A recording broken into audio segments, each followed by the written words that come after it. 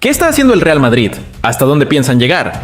Después de otra temporada sin ganar un título importante, el club más grande de la historia del fútbol no está buscando ajustes menores, está preparando una respuesta.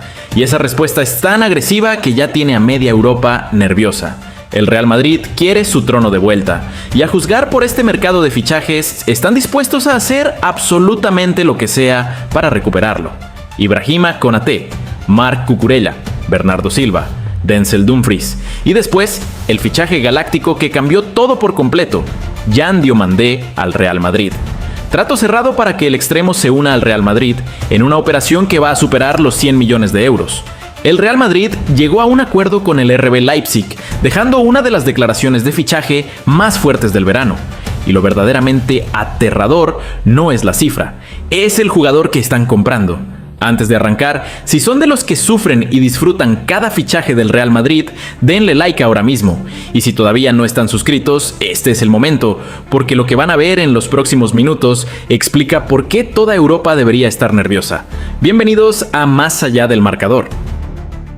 La temporada pasada fue la primera campaña completa de Diomandé como profesional de élite en la Bundesliga, y se consagró de inmediato como el mejor joven del fútbol alemán. Apenas un año antes parecía imposible. Había debutado con el Leipzig recién en marzo de 2025. 12 meses después, terminó con 21 goles y asistencias combinadas para el tercer mejor equipo de Alemania.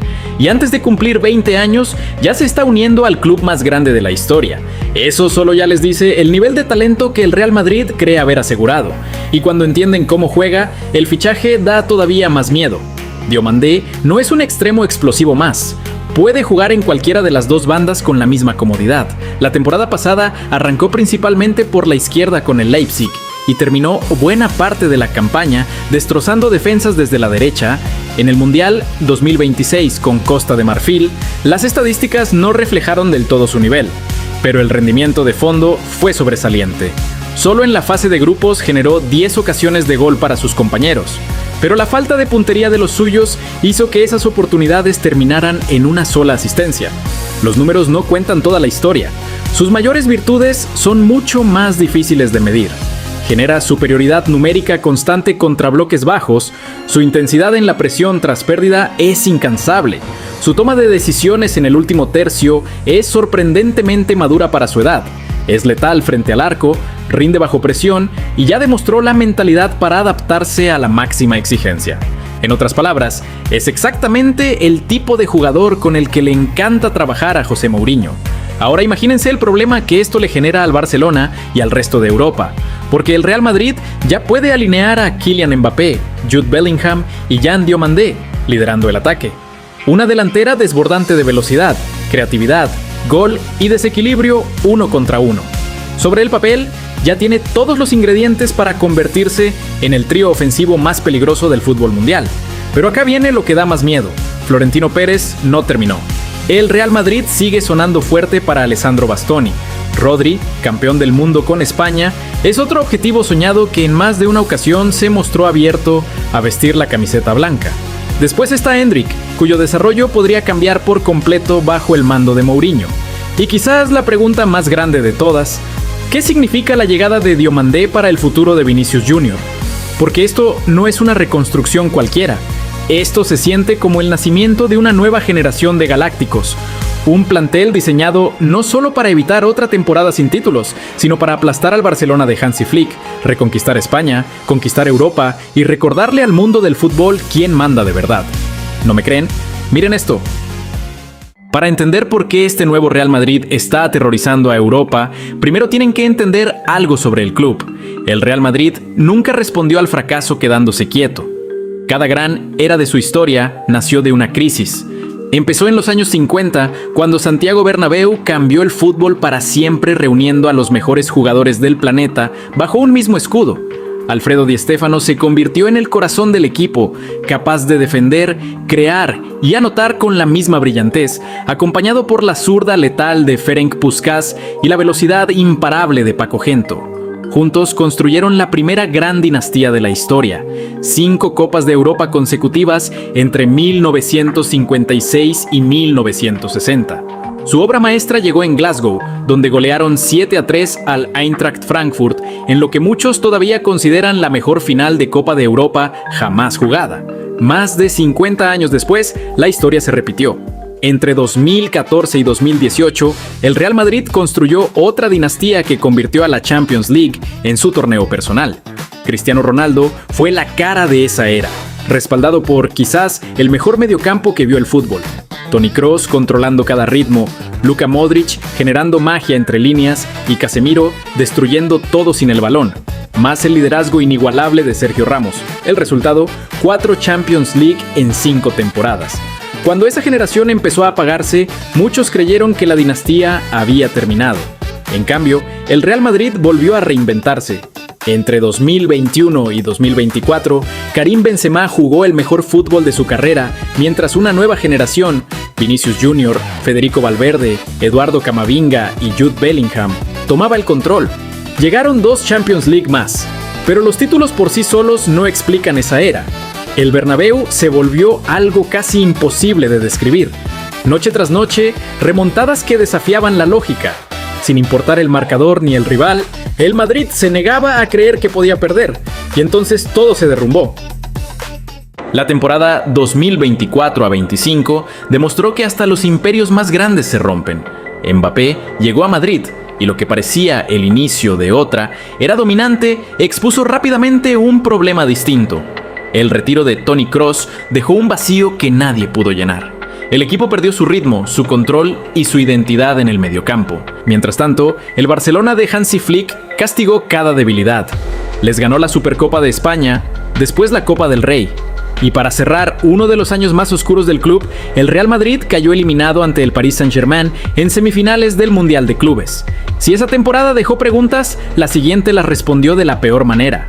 Tras la salida de Ancelotti, llegó Xabi Alonso prometiendo una revolución táctica. En cambio, el vestuario colapsó. Tensiones con Vinicius, frustración interna, un ambiente insostenible. En la cancha, las cosas empeoraron todavía más. El Barcelona volvió a ganarles la Supercopa 2025-26, tercera final directa consecutiva ganada, y les arrebató otra liga en el clásico decisivo. Después llegó la eliminación en Copa del Rey ante un equipo de segunda división, la salida de la Champions a manos del Bayern Múnich, la renuncia de Xabi Alonso y la llegada de emergencia de Álvaro Arbeloa. Nada cambió. Por primera vez en décadas, el miedo que rodeaba al Bernabéu había desaparecido. El Real Madrid no solo estaba perdiendo, había dejado de parecerse al Real Madrid. Si están llegando hasta acá, háganme un favor, activen la campanita. Porque lo que viene ahora es la razón por la que este equipo pasó de la vergüenza al miedo en un solo verano. Después de 2 temporadas desastrosas, Florentino Pérez volvió a la filosofía que fundó este club. Cuando el Real Madrid cae, no reconstruye lentamente, ficha a los mejores del mundo. Pero esta vez sumó algo todavía más peligroso. No solo trajo futbolistas de nivel mundial, sino que trajo al entrenador que ya demostró que podía apagar a uno de los mejores Barcelonas de la historia, José Mourinho. Construido para el caos, un ganador construido para la presión. Sobre el papel, se ve espectacular. En la realidad, podría ser mucho más aterrador. El cambio más grande de Mourinho no va a ser táctico, va a ser filosófico. Después de 2 temporadas dominando la posesión sin controlar de verdad los partidos, quiere un equipo que ataque con propósito, fútbol directo, vertical y despiadado. Su confiable 4-2-3-1 volverá, con Aurelien Tchouaméni protegiendo la defensa y Federico Valverde con libertad para llegar al área. Pero el jugador que completaría perfectamente ese mediocampo es Rodri. Difícilmente exista alguien que encaje mejor en el sistema de Mourinho. Controla el ritmo mejor que nadie, evita la posesión estéril y se posiciona constantemente para frenar los contragolpes antes de que empiecen. Guardiola lo predijo después del Mundial. La mejor versión de Rodri todavía estaba por llegar. Y tuvo razón. Rodri fue elegido mejor jugador del Mundial 2026. Completó el 93% de sus pases, 95,3% en la final ante Argentina, y superó los 650 pases completados en el torneo, la cifra más alta registrada jamás en un solo Mundial. Con el Real Madrid recuperaría el equilibrio que le falta desde el retiro de Kroos. Adelante, Jude Bellingham será el mediapunta de Mourinho, pero también su primer defensor tras la pérdida del balón. Su nivel lo respalda. En el Mundial 2026 rompió el récord de goles de Inglaterra en un solo torneo con 7 tantos. Por la derecha, Bernardo Silva y Arda Güler competirán por un lugar.